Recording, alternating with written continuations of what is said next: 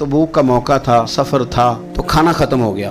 बड़ी सख्त भूख से लोगों का वास्ता पड़ गया उस जंग के मौके पर। बाज लोग हुजूर की बारगाह में हाजिर हुए, या रसूल अल्लाह सल्लल्लाहु अलैहि वसल्लम अगर इजाजत दें तो ऊँट ना ज़िबा कर लें। नबी पाक सल्लल्लाहु अलैहि वसल्लम ने फरमाया ठीक है तुम ऊँट ज़िबा कर लो। हज़रत उमर ने रोका, अर्ज करने लगे या रसूल अल्लाह अगर हमने ऊँट ज़िबा कर लिए तो सवारियाँ किस पे करेंगे? हुजूर ने फरमाया फिर आप बताइए। अर्ज की हुजूर हमारे पास जो कुछ है ना हम ले आते हैं, आप बरकत की दुआ कर दें। चमड़े का एक चादर थी, उसको बिछाया गया। कोई बंदा एक रोटी का टुकड़ा ला रहा है, तो थोड़ी सी मकई ला रहा है, कोई थोड़ी सी खजूरें, जितना जितना सामान थोड़ा थोड़ा मौजूद था तो ला के रखा और अर्ज की हुजूर दुआ कर दे। हुजूर ने हाथ उठाए, बरकत की दुआ कर दी। अब मौजज़े का कमाल क्या है कि खाना बड़ा नहीं, वहां बाजार ऐसा नहीं हुआ कि वो छोटी ढेरी थी तो बड़ी हो गई, खाना उतना ही है। ये है मौजज़ा।